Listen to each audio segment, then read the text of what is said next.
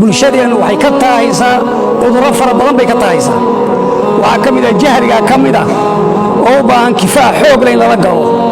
oo jahliga adu naftaadan aad ka saarto ummaddana aad ka dawayso waljahlu daa'un qaatilun wa shifaa'uhu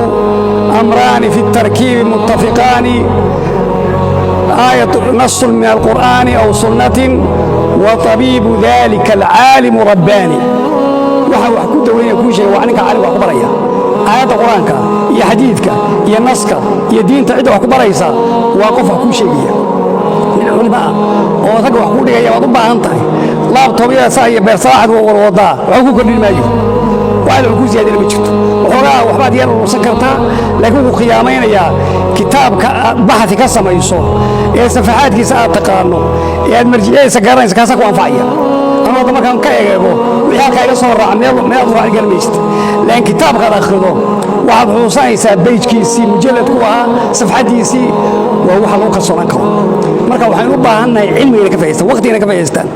inaad xalaqaadka cilmiga tagtaan inaad jaamacada soo xaadirto